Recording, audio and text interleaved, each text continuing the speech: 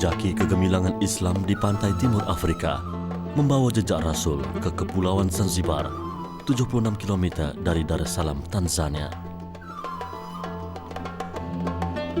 Sesuai dengan keindahan alam semula jadinya serta kegemilangan masa lampau, Zanzibar digelar Mutiara Timur Afrika.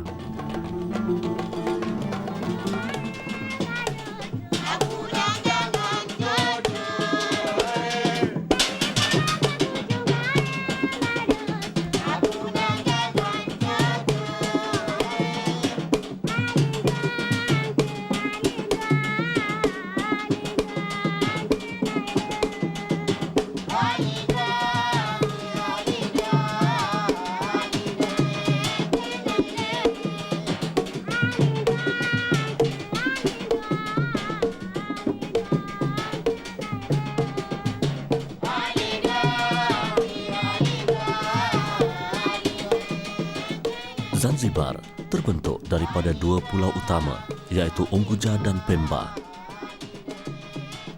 Kepulauan terumbu karang ini mempunyai rentetan sejarah silam yang panjang.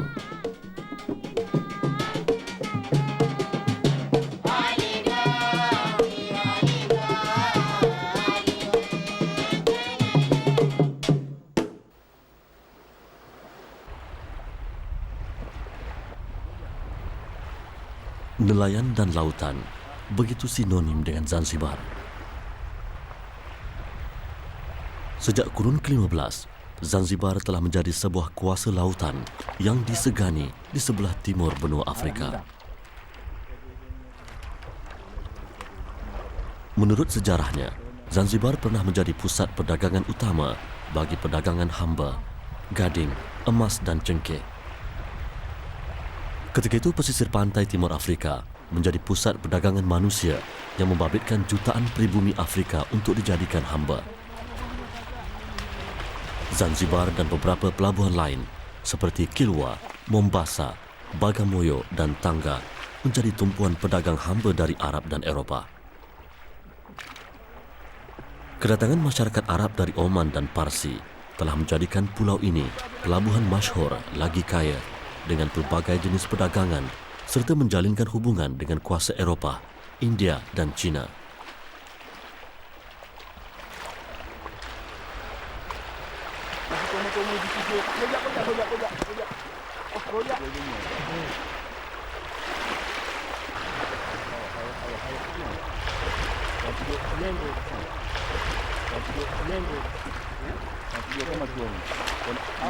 Mereka ini adalah sebahagian daripada nelayan pesisir pantai yang banyak kelihatan di Zanzibar.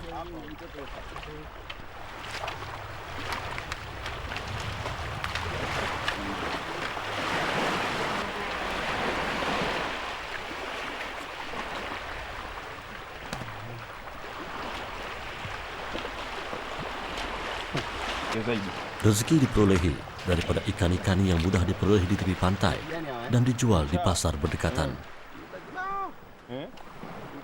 Pengembara agung Arab pernah singgah di pelabuhan Zanzibar, termasuk Ibnu Battuta. Mereka menceritakan tentang kesibukan pelabuhannya. Orang Parsi beragama Islam dipercayai telah berlayar ke sini sejak kurun ke-10 lagi, seterusnya menetap dan berkahwin dengan masyarakat tempatan. Keturunan mereka masih wujud hingga ke hari ini dan dikenali dengan panggilan Shirazi.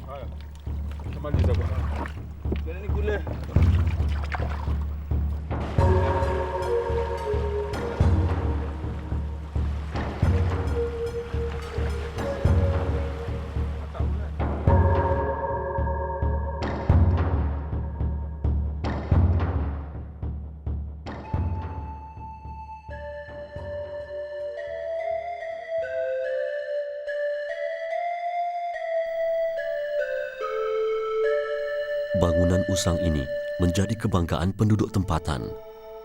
Pada zahirnya, tiada apa yang menarik, melainkan sejarah di sebalik pembinaannya. Kizim Kazir ialah sebuah perkampungan kecil terletak kira-kira 60 km di tenggara Zanzibar. Dan sini letaknya sebuah masjid yang dikatakan masjid paling tua di Zanzibar ini. Kajian ekologi mencadangkan bahawa Masjid ini telah dibina semula pada tapak asal pada kurun ke-18. Malah dinding asal masjid ini masih boleh dilihat di sebelah utara dan di dalamnya boleh dilihat mihrab asal yang masih terpelihara dengan baik dan terdapat bukti-bukti yang menunjukkan bahawa masjid ini dibina pada tahun 1107 Masehi oleh seorang yang bernama Abu Musa Al-Hasan bin Muhammad. Kewujudan Masjid Lama Kizim Kazi bukti kehadiran Islam yang dibawa orang Parsi. Masjid yang dikenali dengan Masjid Shirazi Dimbani oleh masyarakat setempat terletak berhampiran sebuah perkampungan nelayan di selatan Stone Town, Zanzibar. Biarpun telah berusia lebih 200 tahun, binaan masjid ini masih utuh.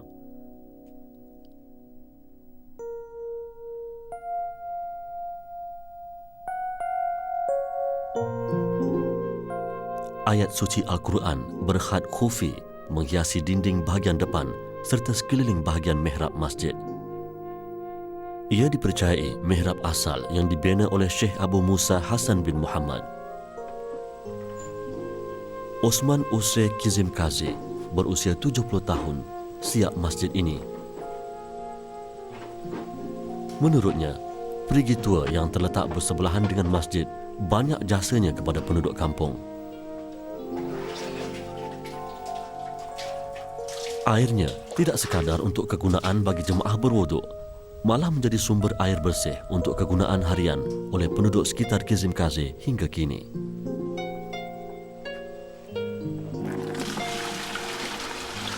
Yang peliknya menurut Osman, air perigi ini tidak pernah kering sejak ia digali. Bersebelahan masjid ialah kawasan kubur yang dipercayai milik beberapa tokoh agama keturunan Shirazi. Walaupun Masjid Kizim Kazi usang dan serba kekurangan, ia tetap dikunjungi penduduk tempatan sesuai dengan tuntutan. I'm very happy for keeping this mosque. Every anywhere for going in this village, the person which come this house, we go for prayers every Friday and any day. Islam adalah agama terbesar di Zanzibar. Majoriti penduduknya menganut ajaran yang dibawa oleh junjungan besar Muhammad sallallahu alaihi wasallam. Ajaran yang luhur menjadi teras menunjangi corak hidup masyarakat tempatan sejak berkurun silam. Biarpun badan telah dimamah usia, namun kewajipan menunaikan perintah agama tidak sekali dinafikan. Allahu Akbar, Allahu Akbar. Asyhadu an la ilaha illallah. Asyhadu an la ilaha illallah. Asyhadu anna Muhammadar Rasulullah. Asyhadu anna Muhammadar Rasulullah. Hayya 'alas salat. Hayya 'alas salat. Hayya 'alal falah. Hayya 'alal falah. Allahu Akbar, Allahu Akbar. La ilaha illallah.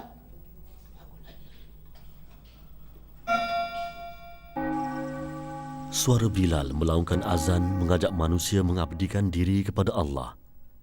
Solat yang sempurna mampu mencegah manusia daripada melakukan kejahatan serta kerosakan di dunia.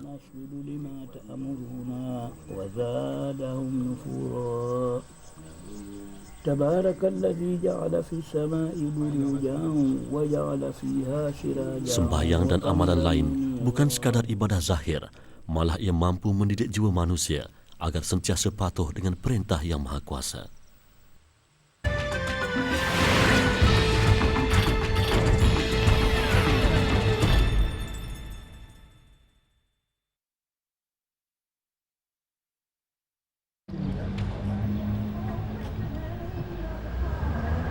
Di Zanzibar, pengunjung ibarat hilang, tenggelam di sejarah silam yang terpancar pada ciri seni bina bangunannya.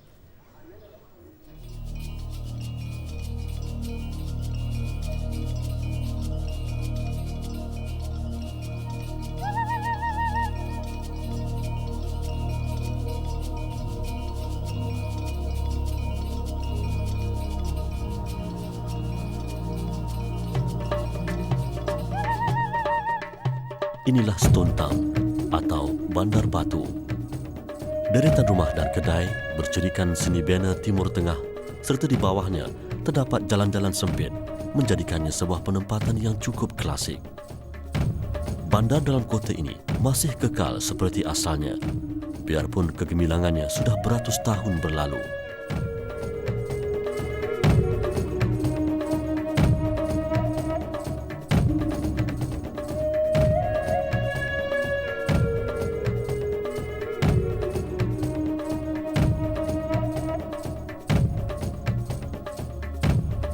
Sesuai dengan tarafnya sebagai bandar bersejarah, Stone Town diiktiraf oleh UNESCO dan Yayasan Aga Khan sebagai satu daripada bandar warisan dunia.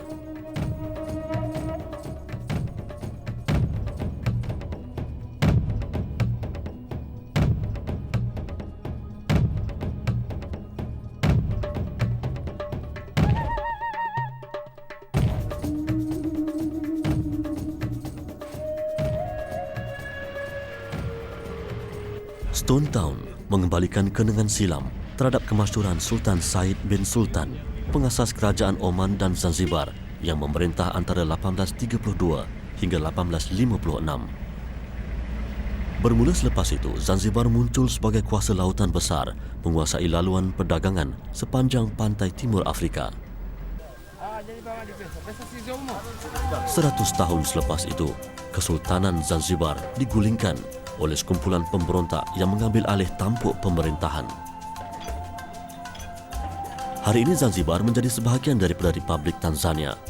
Pulau ini semakin hilang identitinya. Pelabuhannya tidaklah lagi sesibuk dahulu.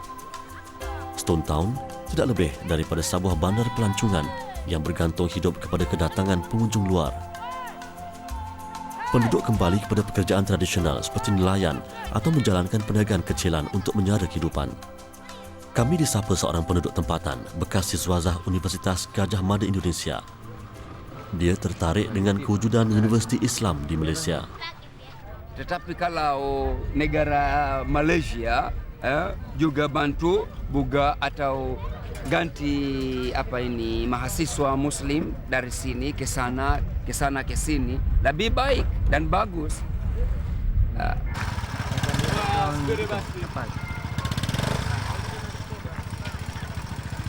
Oke Pak, selamat tinggal Zanzibar Pak.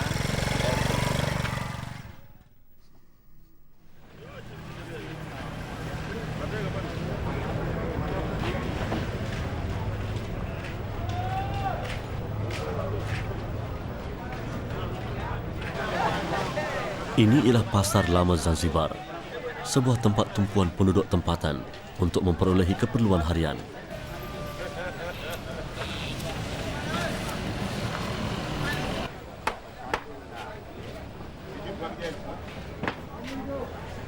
Zanzibar Old Market berusia lebih 100 tahun. Ia terletak bersebelahan dengan pusat perhentian bas besar Zanzibar.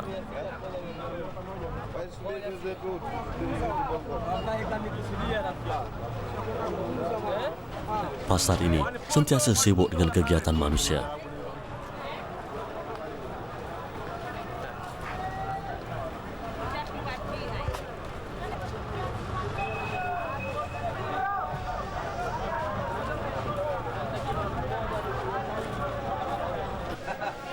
Pelbagai rempah ratus serta makanan dijual di pasar ini. Dagangan utamanya ialah hasil keluaran penduduk tempatan. Sukar untuk menemui barangan yang diimport. Kalau ada pun, harganya terlalu mahal.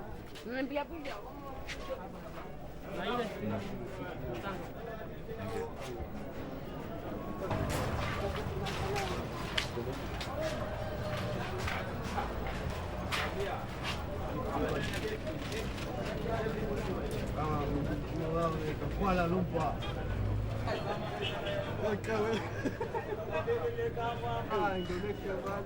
Malaysia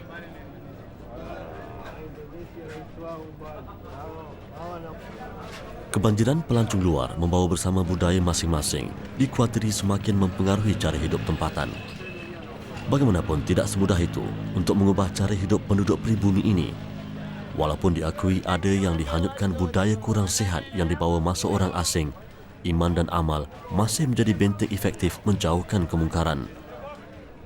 Rata-rata lelaki dan wanita Zanzibar masih mengamalkan corak pergaulan yang dibatasi syariah.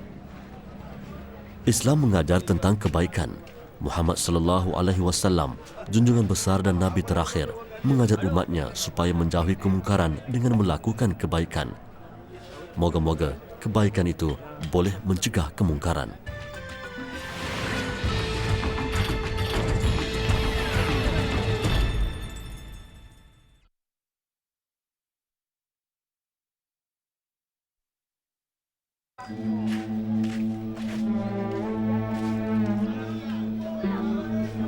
Umat Islam Zanzibar masih berbangga dengan identiti mereka sebagai pengikut Nabi Muhammad sallallahu alaihi wasallam, junjungan besar dan nabi terakhir.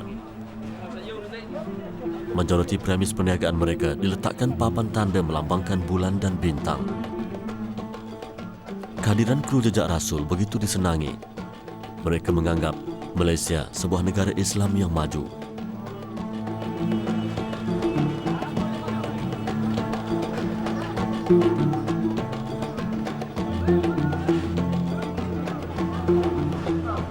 Zanzibar hari ini kaya dengan tradisi serta budaya masyarakatnya yang cintakan Islam. Islam yang syumul wajar dijelmakan dengan penguasaan ilmu pengetahuan dan kekayaan ekonomi. Dunia hari ini dan akan datang tidak hanya bergantung kepada sejarah kegemilangan lampau. Sejarah wajar dijadikan pengajaran terbaik agar kesilapan lalu tidak berulang.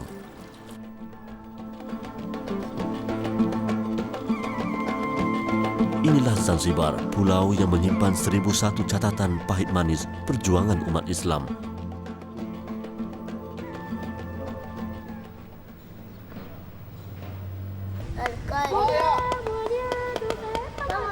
Bumi yang terasing daripada hiruk pikuk kemodenan ini menanti dengan penuh harapan pembaharuan yang bakal menjulang kembali nama Pulau Legenda ini.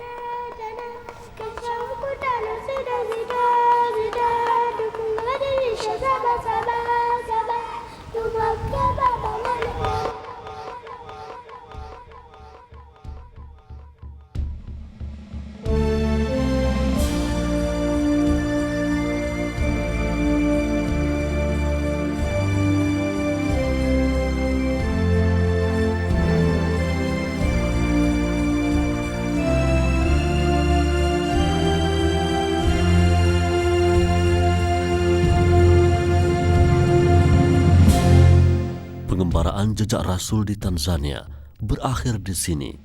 Segala pahit manis menjadi kenangan dan pengajaran. Pengalaman menarik menanti di Sudan, sebuah negara yang menjadi medan pertemuan dua sungai purba. Bermula dalam episod esok.